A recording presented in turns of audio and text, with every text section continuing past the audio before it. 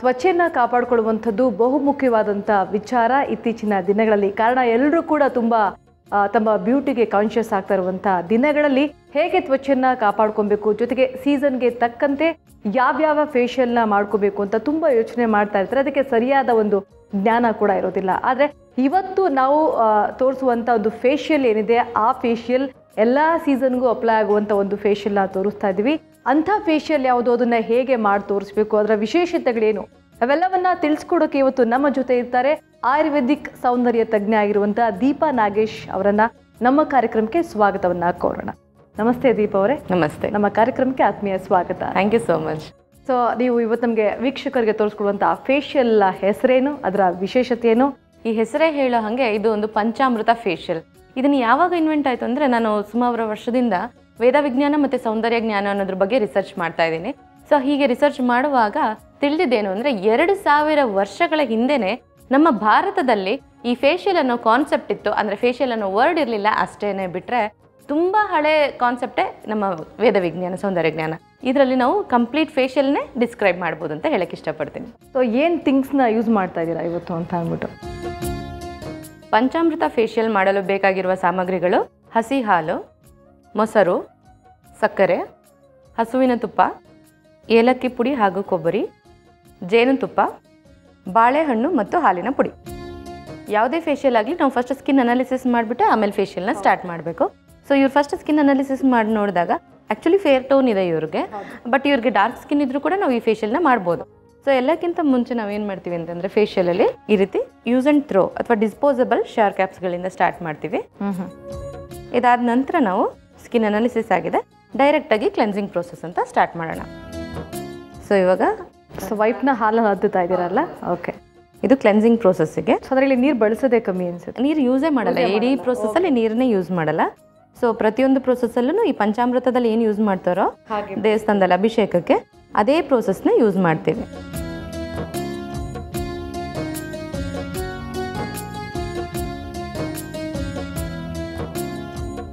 So ಈಗ cleansing process ಮುಗಿದಿದೆ. ಇದಾದ ನಂತರ ನಾವು ಮೊಸರನ್ನ ಯೂಸ್ ಮಾಡೋಣ.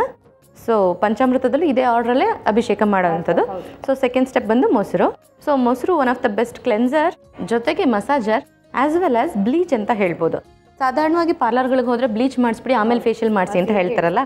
ಸೊ ಬ್ಲೀಚ್ ತುಂಬಾ ಕೆಮಿಕಲ್ ಓರಿಯೆಂಟೆಡ್ ಆಗಿರೋದ್ರಿಂದ ಅದನ್ನು ಅವಾಯ್ಡ್ ಮಾಡೋದಕ್ಕೆ ಇಷ್ಟಪಡೋವಂಥವ್ರು ಡೈರೆಕ್ಟಾಗಿ ಮೊಸರಿನಿಂದ ಈ ರೀತಿ ಮಸಾಜ್ ಮಾಡ್ಕೊಳ್ಳೋದ್ರಿಂದ ನ್ಯಾಚುರಲ್ ಬ್ಲೀಚ್ ಆಗುತ್ತೆ ವಿತೌಟ್ ಎನಿ ಸೈಡ್ ಎಫೆಕ್ಟ್ ಅಂತ ಹೇಳ್ತೀವಿ.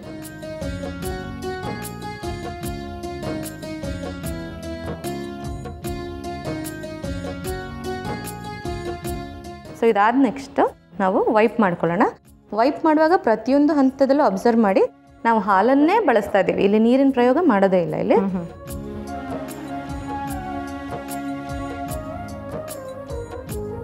ಇದಾದ ನಂತರ ನೆಕ್ಸ್ಟ್ ಅಂದರೆ ವೆರಿ ಇಂಪಾರ್ಟೆಂಟ್ ಸೆಕೆಂಡ್ ಮಸಾಜ್ ಅಂತ ಹೇಳ್ತೀವಿ. ಸೊ ಈ ಸೆಕೆಂಡ್ ಮಸಾಜಲ್ಲಿ ನಾವು ತುಪ್ಪನ ಯೂಸ್ ಮಾಡ್ತಿದ್ದೀವಿ. ಇದರಲ್ಲಿ ಸಾಧ್ಯ ಆದಷ್ಟು ಮನೇಲೆ ಕಾಯಿಸಿರೋದು ಅಥವಾ ಹಸುವಿನಿಂದ ಮಾಡಿರೋಂಥ ಹಸುವಿನ ಹಾಲಿಂದ ತೆಗೆದಿರುವಂಥ ತುಪ್ಪನ ಯೂಸ್ ಮಾಡ್ಕೋಬೇಕು. ಇದರಲ್ಲಿ ಸ್ಟೇಜ್ ಬೈ ಸ್ಟೇಜ್ ನಾವು ಮಸಾಜ್ ಮಾಡ್ತಾ ಹೋಗ್ತೀವಿ. ಸೊ ಫಸ್ಟ್ ಕ್ಲೆನ್ಸಿಂಗ್ ಆಗುತ್ತೆ, ನೆಕ್ಸ್ಟ್ ಬ್ಲೀಚಿಂಗ್ ಅಂತ ಹೇಳ್ತೀವಿ, ಅದನ್ನು ನಾವು ಮೊಸರಲ್ಲಿ ಮಾಡಿರ್ತೀವಿ.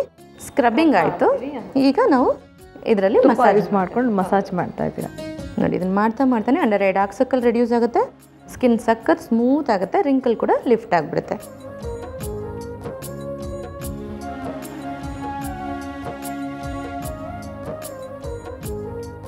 ಈಗ ತುಪ್ಪದಿಂದ ಮಸಾಜ್ ಆಯ್ತಲ್ಲ, ಈಗ ಇದನ್ನು ಮತ್ತೆ ಹಾಲಿನಿಂದನೇ ಕ್ಲೆನ್ಸ್ ಮಾಡಿಬಿಡೋಣ. ಸೊ ಸ್ಟೇಜ್ ಬೈ ಸ್ಟೇಜ್ ಇದನ್ನು ನಾವು ಮಾಡ್ತಾ ಹೋಗ್ತೀವಿ.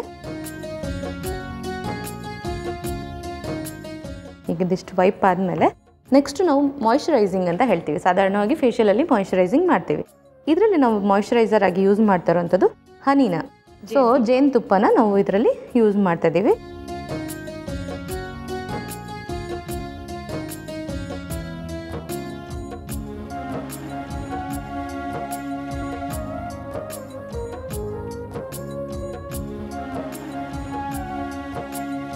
ಈಗ ನೋಡಿ ಇದನ್ನು ಆಗಿದೆ ಆಲ್ಮೋಸ್ಟ್. ಇದನ್ನು ಕೂಡ ಮತ್ತೆ ನಾನು ಹಾಲಿಂದನೇ ವೈಪ್ ಮಾಡ್ಕೊಳ್ತೀರಾ.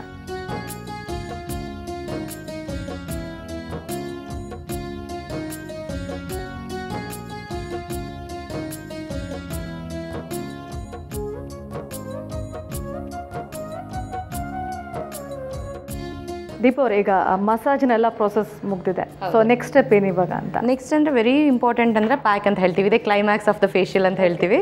ಸೊ ಇದರಲ್ಲಿ ನಾವು ಯೂಸ್ ಮಾಡ್ತಾ ಇರೋದು ಚೆನ್ನಾಗಿ ರೈಪ್ ಆಗಿರುವಂಥ ಬಾಳೆಹಣ್ಣನ್ನು ಮಿಲ್ಕ್ ಪೌಡ್ರಲ್ಲಿ ಸೋಕ್ ಮಾಡಿಟ್ಟಿರ್ತೀವಿ. ಓಕೆ.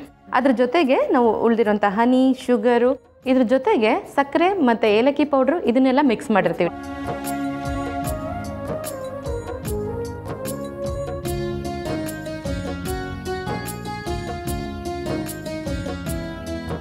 ಈ ರೀತಿ ನೀಟಾಗಿ ಅಪ್ಲೈ ಮಾಡಿ ಆದ ನಂತರ ಸೊ ಈ ಐಪ್ಯಾಡ್ನು ಕೂಡ ನಾವು ಇದರಲ್ಲೇ ಡಿಪ್ ಮಾಡಿ ಅವ್ರಿಗೆ ಫೇಸ್ ಮೇಲೆ ಹಾಕೋದ್ರಿಂದ ಒಂದು ಇದು ಫ್ಲೋ ಆಗೋದು ಕಡಿಮೆ ಆಗುತ್ತೆ, ಜೊತೆಗೆ ನೀಟಾಗಿ ಸ್ಟಿಕ್ ಆಗಿರೋದ್ರ ಜೊತೆಗೆ ಐಸಿಗೆ ಕೂಡ ರಿಲ್ಯಾಕ್ಸ್ ಆಗುತ್ತೆ. ಇದನ್ನು ಚಿಲ್ಡ್ ವಾಟರ್ ಅಥವಾ ಚಿಲ್ಡ್ ಮಿಲ್ಕಲ್ಲಿ ಹಾಕೊಂಡ್ರೆ ತುಂಬ ಬೇಗ ಅಂಡರ್ ಐ ಡಾರ್ಕ್ ಸರ್ಕಲ್ ಕಡಿಮೆ ಆಗೋಗ್ಬಿಡುತ್ತೆ.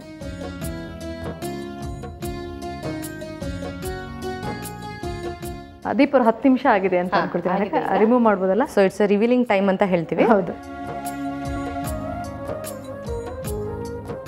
ಇದಾದಮೇಲೆ ಇದನ್ನು ವೈಪ್ ಮಾಡೋದನ್ನು ಕೂಡ ನಾವು ಹಾಲಲ್ಲೇ ವೈಪ್ ಮಾಡಬೇಕು, ಆಮೇಲೆ ಜಸ್ಟ್ ಹಾಟ್ ವಾಟ್ರಲ್ಲಿ ಅಥವಾ ಕೋಲ್ಡ್ ವಾಟ್ರಲ್ಲಿ ವಾಶ್ ಮಾಡ್ಬೋದು.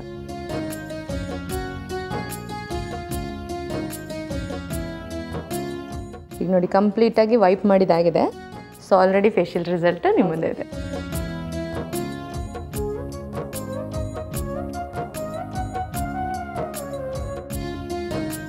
ಓಕೆ ವೀಕ್ಷಕರೇ, ನೋಡಿದ್ರಿ ಅಲ್ವಾ ಕಂಪ್ಲೀಟ್ ಪಂಚಾಮೃತ ಫೇಶಿಯಲ್ ಆದಮೇಲೆ ಎಷ್ಟು ಗ್ಲೋಫುಲ್ ಆಗಿ ಕಾಣಿಸ್ತಾ ಇದ್ದಾರೆ ಇವರು ಅಂತ ಅಂದ್ಬಿಟ್ಟು.